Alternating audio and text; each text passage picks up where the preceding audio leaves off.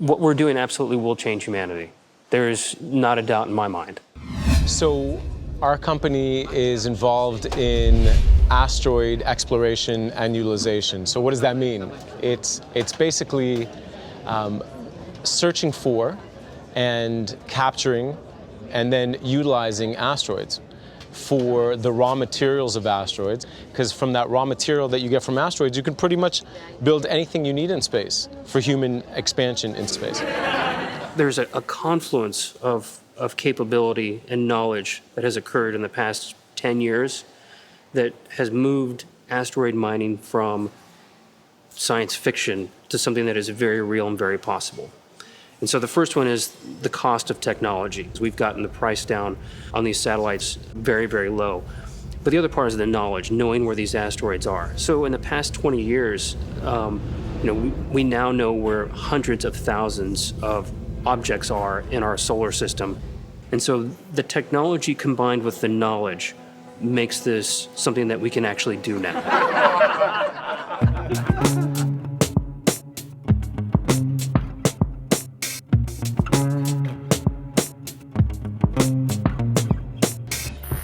Good morning. Good morning. Vondeldunk is my name. And do you know off the top of your head where our meeting is? It's the space arbitration. Lost in Space is the name of the session.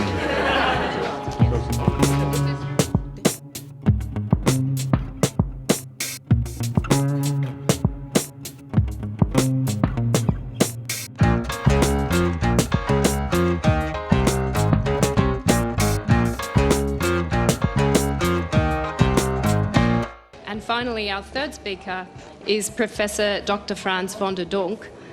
He holds the Harvey and Susan Perlman Alumni and Ottmer Chair of Space Law at Lincoln University in Nebraska. He not only brings an academic perspective, but has his own business in space law consulting, Black Holes. Frans has also been advisor to national governments, intergovernmental organisations relating to space law, and he's published hundreds of works on space law, but the one that I particularly noticed was a list of the top 40 songs about space. So if you don't have any questions at the end, we'll be guessing what song was number one on that list. So Frans will be speaking about the potential for conflicts arising in some new developments in the US under the Space Act. From a perspective of a professor, we should realize that originally outer space was all about states. It was just, as a matter of fact, about a few states. Over the last decades, we see many more states becoming involved. So a wide variety of states now suddenly get into space one way or another. And then in addition, of course, we have now the growing involvement of private enterprise. And this is, of course, in particular relevant for issues like arbitration. We see Virgin Galactic and Xcor developing private suborbital flights. We see orbital private spaceflight, companies like SpaceX and Boeing and Orbital Sciences. And then there is this fascinating idea of celestial bodies resources mining, space mining, as the common parlor wants to have it. Okay, with that, I'm now going to move to this famous US Space Act. The Space Act does a lot of things, but one chapter addresses this future element of space mining, which is about to take off. There are actually two companies, Planetary Resources and Deep Space, which are ready to start investing, or whose investors are starting to invest, but they want to be given some legal certainty as to the rights to the minerals.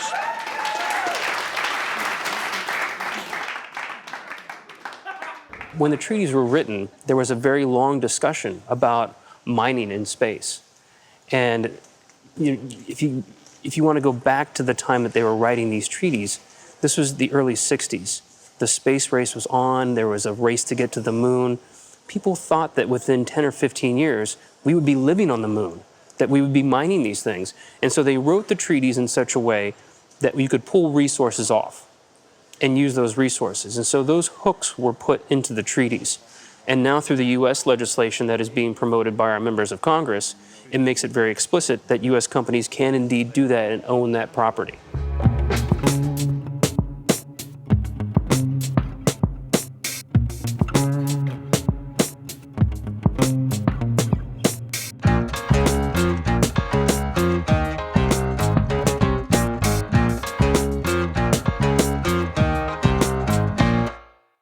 ride will fulfill your heart's desire, take you to the place you want to go. Keep dreaming of the land of your history, and you're walking the streets before you know. On wings of eagles they took to the sky, not sure how this magic carpet would fly. Then cries of joy at the first shalom, 50,000 Yemenites coming home. My heart is dancing in Jerusalem. My heart is dancing in Jerusalem. This conversation about asteroid resource utilization has been discussed in the academic circles for years, for 20 years, maybe even more, 30 years. Now it's happening because the industry is there, and the industry is pushing this forward.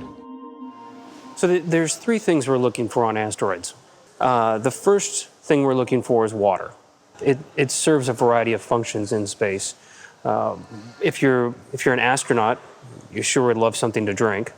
It's also good for growing food in space. And if I take water and I split water in half, I've got liquid hydrogen and liquid oxygen. I've got rocket fuel. The other thing that are on asteroids are metals. So things like nickel and iron, something we wouldn't bring back to Earth because we've got iron and steel and things like that here.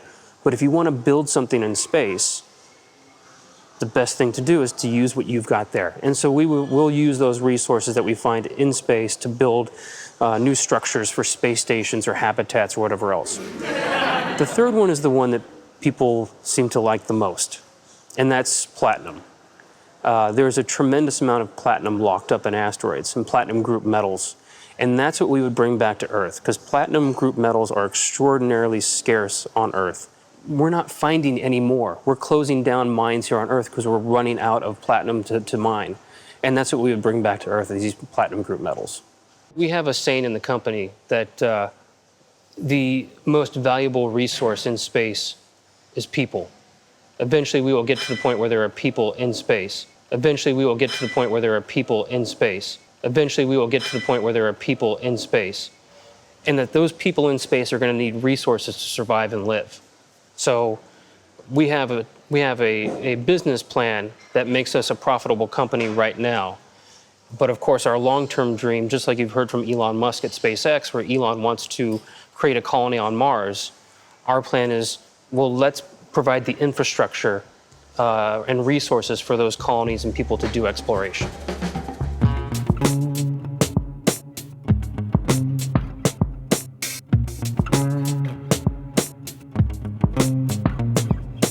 Good afternoon. Welcome to the revolution. My vision of the future in space is an expanding civilization. I see cities floating between the worlds that are rotating, that have people living in them, that have created environments where they want to live. I see lights on the moon. I see cities on Mars. I love the idea of planting a tree on the moon, or watching a butterfly land on a flower on Mars. I mean, that sounds really quaint and corny, but that's the thing for me. For me, a transcendental moment is to walk out into a pasture in Texas, way far away from the city, and hearing the creatures of the night and the crickets, and the city lights are so far away that I can look up and actually see the Milky Way. Or I can see the moon and just really get a feeling that it's right there. So you've got things like this. These are pretty big things. These are communities. These are cities in space. And by the way, we are destination agnostic. The moon, Mars, doesn't matter. It's all about a community of people taking on the unknown and transforming it into the near known, into the place where they're going to be, where they're going to live. Dream on, dream on, dream on, dream until your dream come true.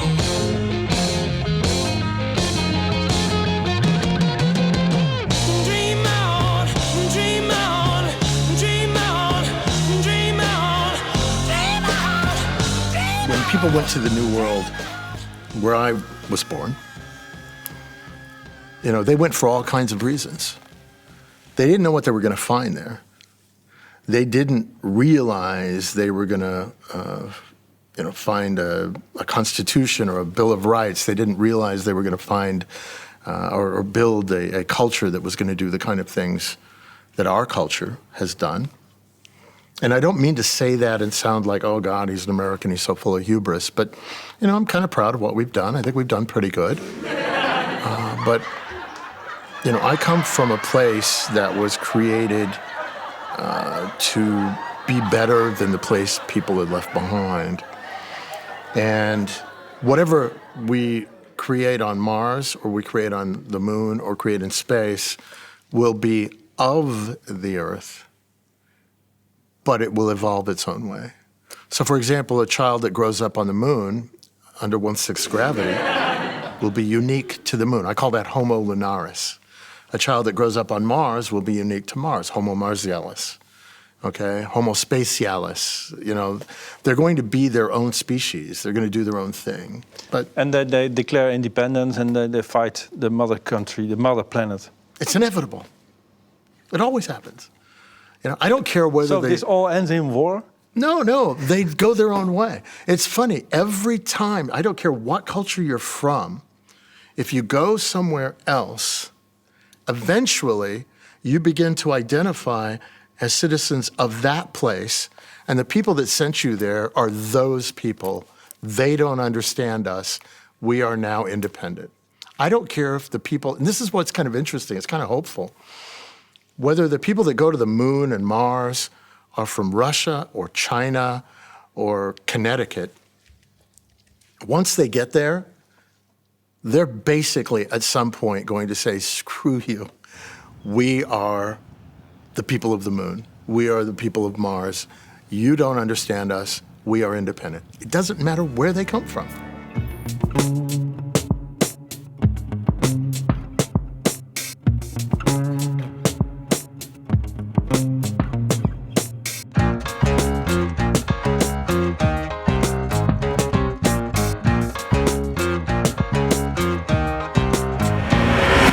God will fulfill your heart's desire, take you to the place you want to go. Keep dreaming of the land of your history, and you're walking the streets before you know. On wings of eagles they took to the sky, not sure how this magic carpet would fly. Then cries of joy at the first shalom, 50,000 Yemenites coming home. My heart is dancing in Jerusalem. My heart is dancing in Jerusalem. My heart is dancing in Jerusalem. My heart is dancing in Jerusalem. Next came Ezra and Nehemiah, redeeming our brothers of Babylon. 2,000 years in the shook of Baghdad, soon every last soul would come along. Though it seemed impossible to achieve, Morocco's Jews were the next to leave. They're a pillar of the Temple of Solomon. Hear the sound of French ringing through Zion. My heart is dancing in Jerusalem. My heart is dancing in Jerusalem. My heart is dancing in Jerusalem. My heart is dancing in Jerusalem. Soon we'll be dancing in Jerusalem. The whole world dancing in Jerusalem.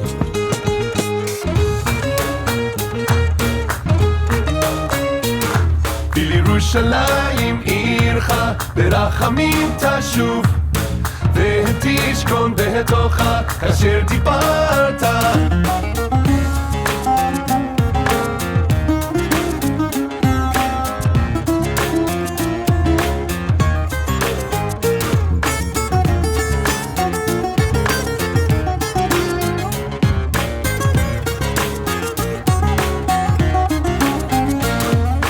Beta Israel and watched in awe from the tribe of Dan in Ethiopia. Slipping through the border of the Sudan, they crossed the desert to reach their land. We marched for the rights of refused Nikim to help them realize their Aliyah dream. After 70 years of a living hell, see the celebration when that curtain fell. My heart is dancing in Jerusalem. My heart is dancing in Jerusalem. My heart is dancing in Jerusalem. My heart is dancing in Jerusalem. Soon we'll be dancing in Jerusalem. The whole world dancing in Jerusalem.